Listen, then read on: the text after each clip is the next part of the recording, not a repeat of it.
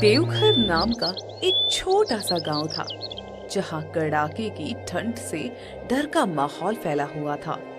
इतना कोहरा जमा हुआ था कि बच्चे रजाई में दुबके हुए थे, बुजुर्ग आग के पास बैठे कांप रहे थे और औरतें चूल्हे पर हाथ रखकर गर्मी लेने की कोशिश कर रही थी। लेकिन इस ठंड ने सबसे ज्यादा असर किया गांव की चाय की दुकान पर। दुकान के सामने आग जलाई थी। उस आग के चारों ओर लगभग 2-4 लोग जमा थे, जैसे आग ही उनका भगवान हो।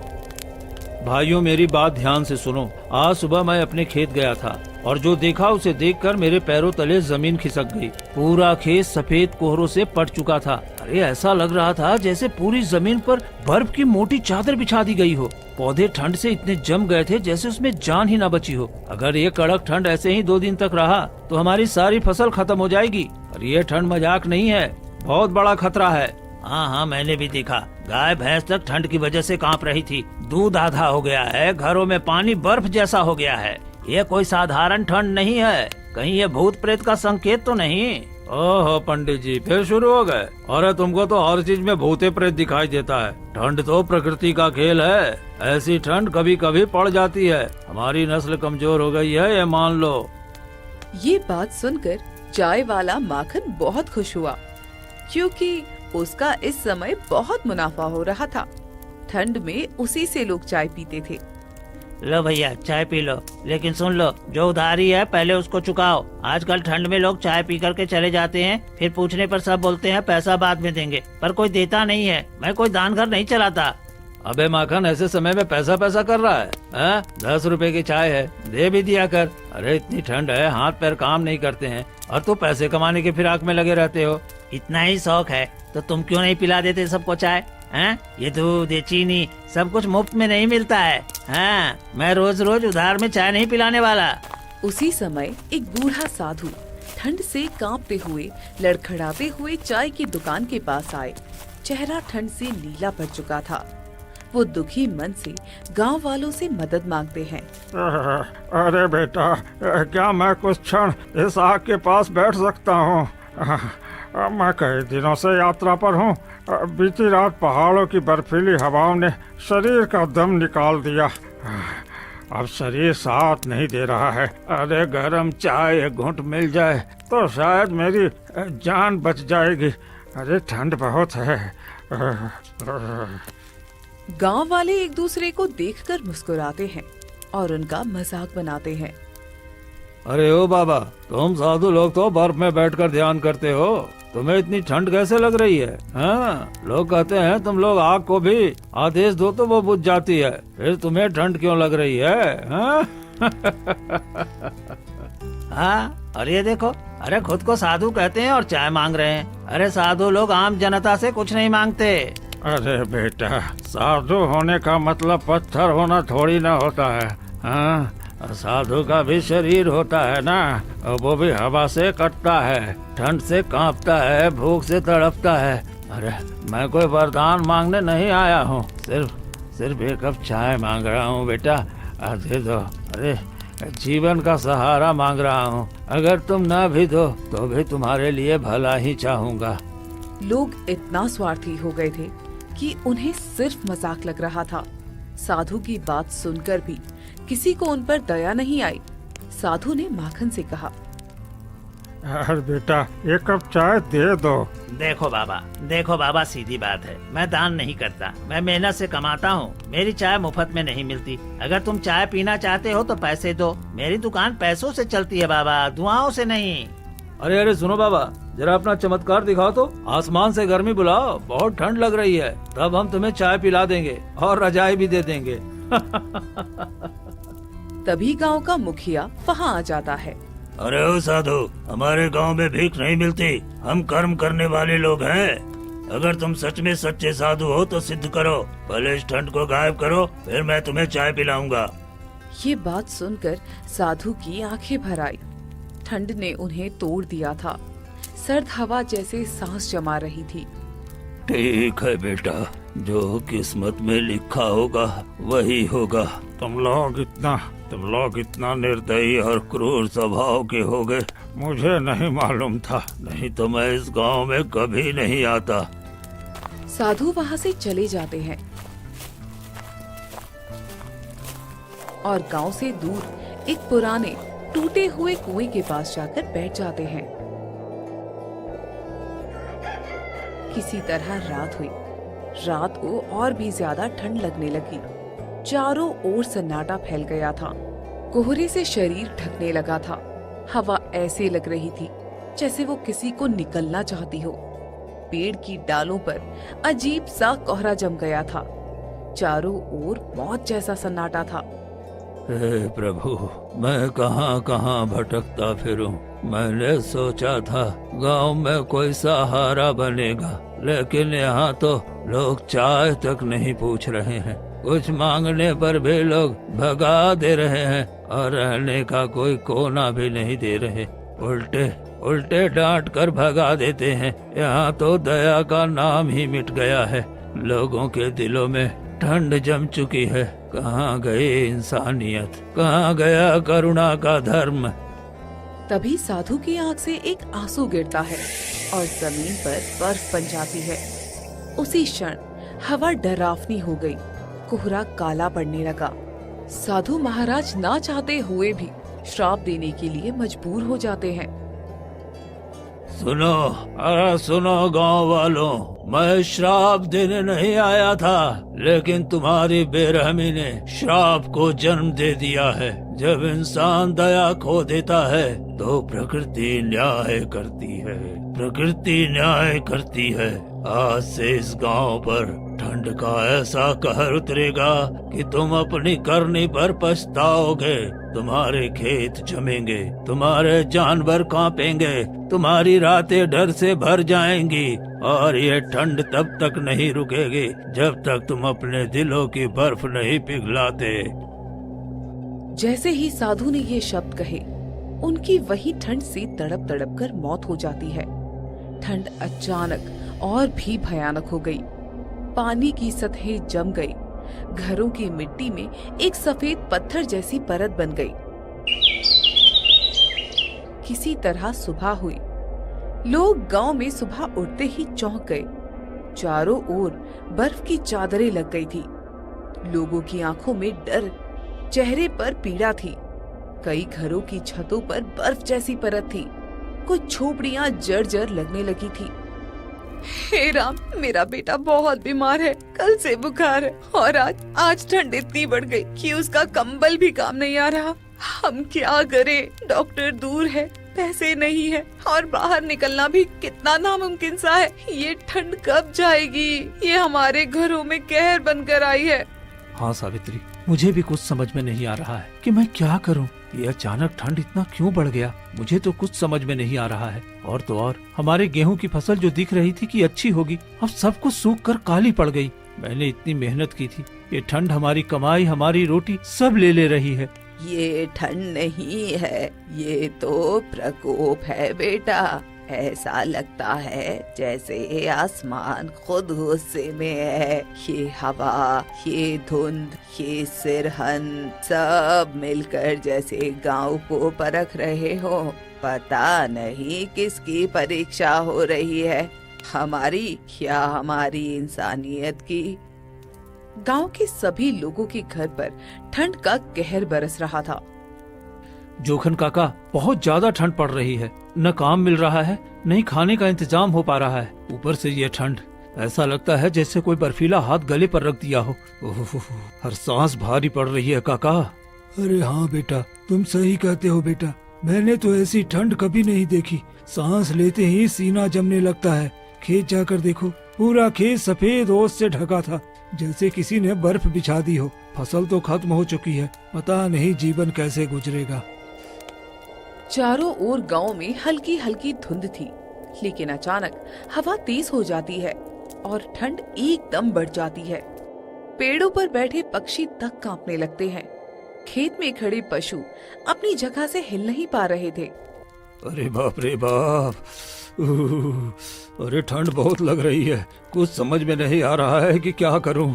देखो जी, गाय कैसे कांप रही है। उसकी सांसों से धुआं निकल रहा है। अगर अभी उसे आंगन में ना लाए ना तो वो बीमार पड़ जाएगी जी। क्या करें सावित्री, अरे पक्षियों की हालत भी खराब है, कोए उड़ तक नहीं पा रहे हैं और ये मौसम कुछ ठीक नहीं लग रहा है। क्या करे जी, जब मौसम ऐसे अचानक बदल जाता है तो इंसान ही नहीं पशु पक्षी भी परेशान हो जाते हैं। इन बेचारों के पास तो ना कपड़ा है ना आग, हमें इनका भी तो ध्यान रखना होगा ना। हाँ सावित्री, चलो पहले गाय को अंदर ले आते हैं और पेड़ पर थोड़ा दाना रख देते हैं और पानी भी, कम से कम पक्षियों को राहत मिल जाएगी। गांव में सन्नाटा था, हर घर का दरवाजा अंदर से बंद था। हवा इतनी ठंडी थी कि जैसे कोई बर्फ का हाथ चेहरे पर रख दे।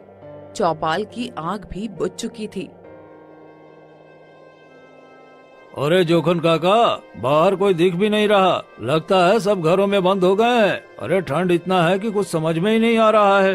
अरे हाँ बेटा, ये ठंड न लोगों को डरा रही है। 3 दोपहर में भी ऐसा सन्नाटा है, अरे मैंने पहले कभी नहीं देखा। पता नहीं भगवान क्या चाहते हैं। अब तो गांव में कोई बाहर ही नहीं निकलता। हर घर के अंदर लोग कंबलों में लिपटे बैठे थे और घर में ही आग ताप रहे थे और दरवाजे पूरी ताकत से बंद किए हुए थे। बेटा, ऐसी ठंड मैंने उम्र भर में बस कुछ ही बार देखी है। लगता है हवा हड्डियों में उतर रही है।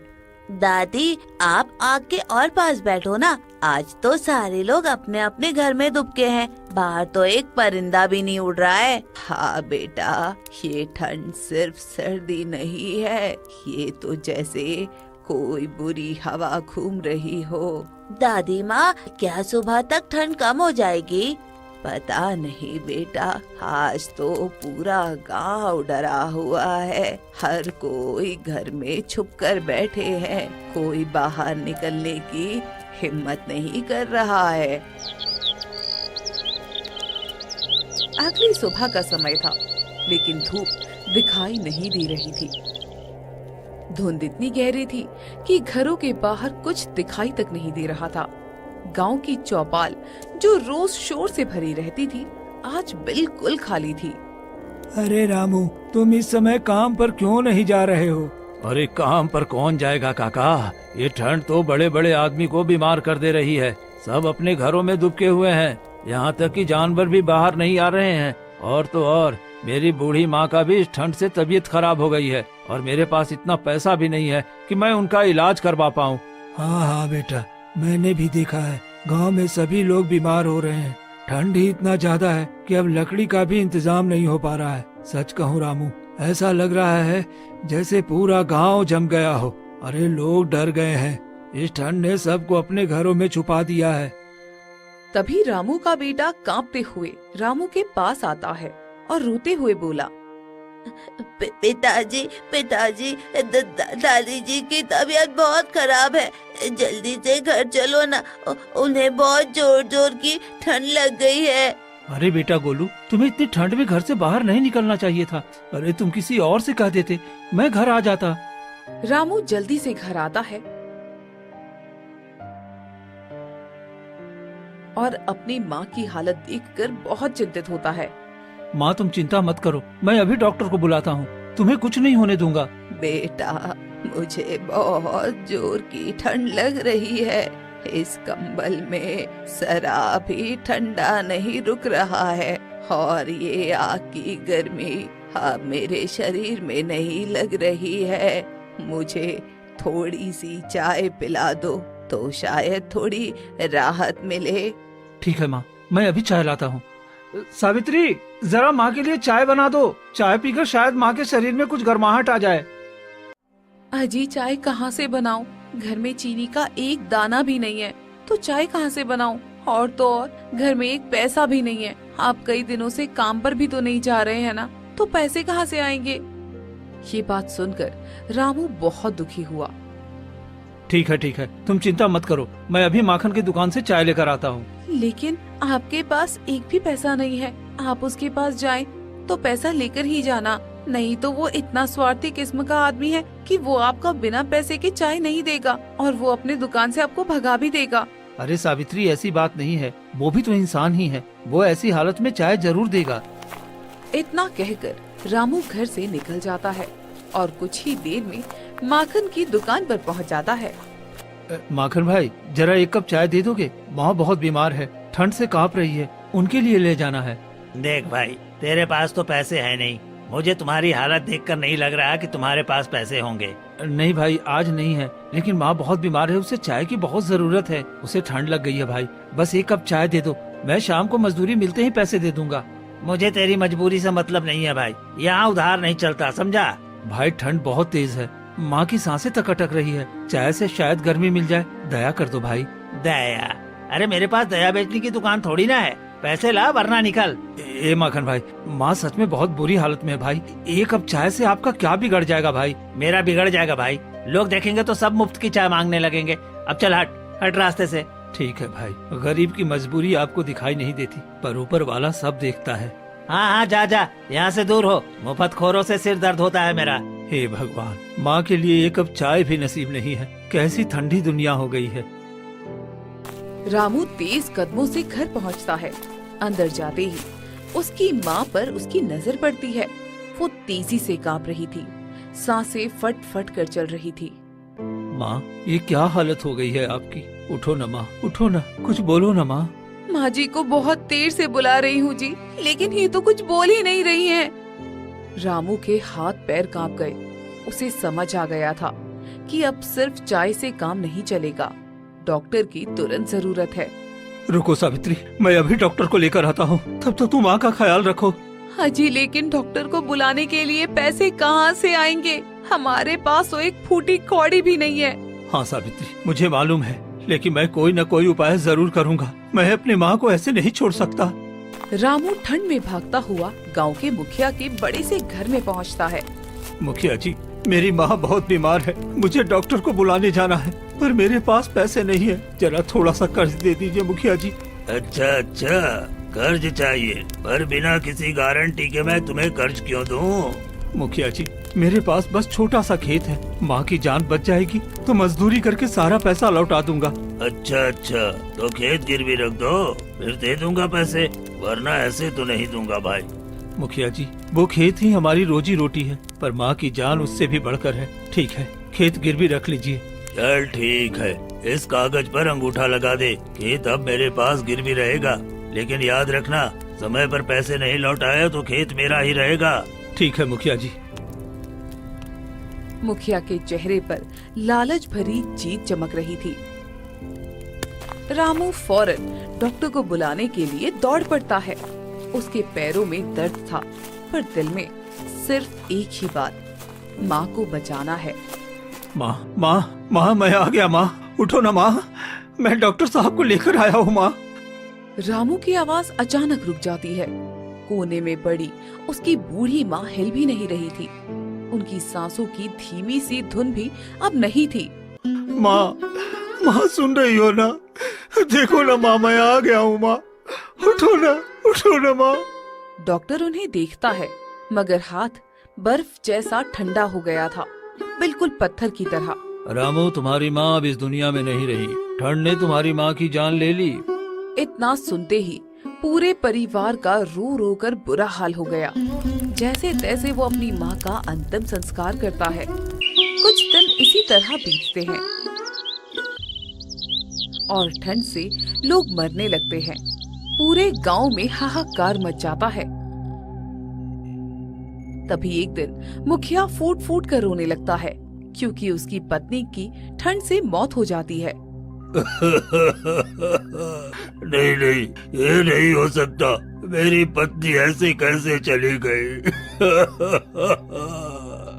अचानक मुखिया के दिमाग में पुराने शब्द गूंजने लगते हैं। लगता है ये साधु का श्राप है, वही श्राप जिस पर मैंने हंस दिया था। मैंने उन्हें भगा दिया, भोजन तक नहीं दिया। मैंने पाप किया, पाप। एक भूखे ठंडे साधु को दुत्कार दिया। अब भगवान ये सजा मुझे दे रहा है। मैंने लोगों का हक मारा, लालच किया, गरीबों को सताया। मुखिया को याद आता है कि कैसे उसने रामू जैसे गरीब के खेत को उससे गिरवी रखवा लिया था, कैसे उसने गांव वालों पर सख्ती की और कैसे उसने कभी किसी की मदद नहीं की। नहीं, मैं साधु को ढूंढूंगा, माफी मांगूंगा, अपने पाप धोऊंगा। अगर वो माफ कर दे, शायद गांव को भी ठंड के इस कहर से राहत मिल जाए। किसी तरह वो अपनी पत्नी का अंतिम संस्कार करता है और अब वो बिल्कुल टूट गया था। किसी तरह दिन बीतते हैं और एक दिन अचानक माखन के घर में आग लग जाने से उसका पूरा घर जल जाता है। ओ भगवान, मेरा सब कुछ जल गया। मेरी दुकान, मेरा घर, मेरा सामान सब खत्म हो गया। माखन का छोटा बेटा ठंड में कांप रहा था। उसके पास पहनने को ढंग का कपड़ा भी नहीं था। माखन की पत्नी मिट्टी पर बैठकर रो रही थी। अब हम कहाँ जाएंगे जी? बच्चों को कैसे बचाएंगे? ठंड बढ़ रही है। अरे हाँ, मेरे पास तो अब कुछ नहीं बचा। अब मैं क्या करूँ, कुछ समझ में नहीं आ रहा। ठंड बहुत तेज थी, हवा चुभ रही थी। माखन का बेटा कांप रहा था, उसकी पत्नी सिसक रही थी और माखन टूट चुका था। इसी बीच रामू वहां आता है। वो अचानक रुक जाता है। आग और माखन की हालत देखकर उसकी आंखें फैल जाती हैं। माखन भाई, ये क्या हो गया? अरे रामू, सब खत्म हो गया, सब खत्म हो गया। मेरे बच्चे ठंड से कांप रहे हैं, मेरी पत्नी रो रही है और मैं कुछ नहीं कर पा रहा हूँ। भाई हिम्मत रखो, सब ठीक हो जाएगा। माखन रामू की ओर ऐसे देखता है जैसे उसे एक ही पल में सब याद आ गया हो। वही रामू जिसे उसने एक कप चाय तक नहीं दी थी, वही रामू जो अपनी बीमार माँ के लिए दया मांगता रहा, और आज वही रामू उसके सामने खड़ा है बिना नाराजगी के। अरे रामू, मैं बहुत बुरा आदमी था, बहुत बुरा आदमी। मैंने तेरी माँ को, तुझे, सबको दुत्कारा, एक कप चाय भी नहीं दी। हर साधु बाबा को तो मैंने एक कप चाय तक नहीं दिया इतनी ठंड में, और उन्हें अपमानित करके भगा दिया। हम गांव वालों पर उन्हीं का श्राप लगा है। देखो, आज मेरा घर जल गया, मेरे बच्चे ठंड से कांप रहे हैं। ये सब मेरे कर्मों की सजा है रामू, मेरे कर्मों की सजा। भाई आपने गलत किया, पर अभी भी वक्त है सुधरने का। मुझे माफ कर दे रामू, मैंने तेरी मजबूरी नहीं समझी, तेरी माँ की हालत नहीं समझी। आज मेरी हालत तेरी जैसी हो गई है। मुझे समझ में आ गया रामू कि दया न करने वाला आदमी कभी सुखी नहीं रह सकता, कभी सुखी नहीं रह सकता। माखन पहली बार अपने कर्मों को सच में समझ रहा था और पहली बार उसके दिल में इंसानियत की आग जली थी, जो उसके घर की आग से कहीं ज्यादा गर्म थी।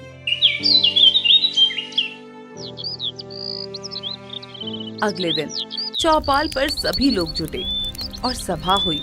मुखिया अपनी पत्नी की मौत से टूटा हुआ था। माखन अपना घर जल जाने और बच्चों की हालत देखकर पछतावे में डूब गया था।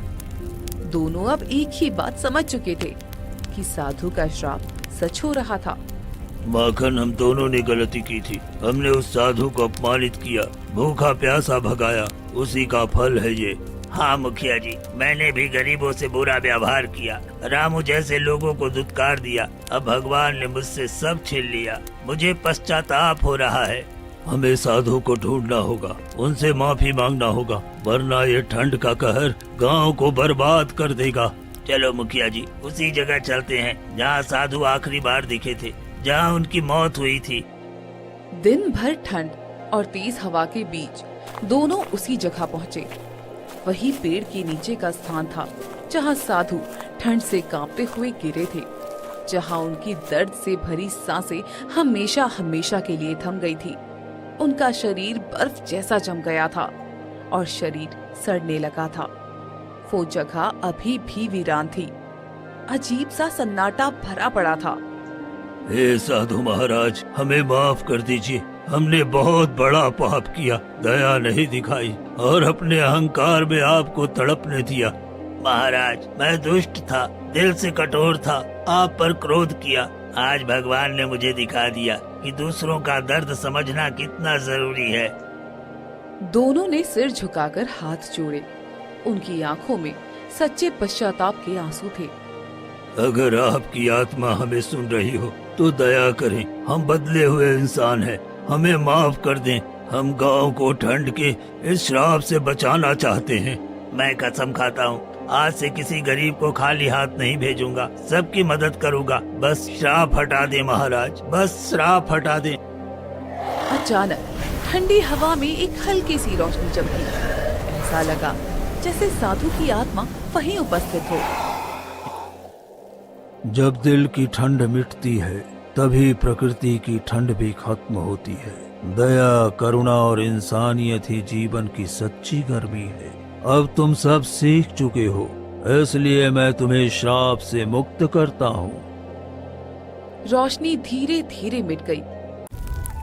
कुछ ही देर में गांव वाले मिलकर साधु बाबा का अंतिम संस्कार कर देते हैं और अब उनकी आत्मा को शांति मिल जाती है।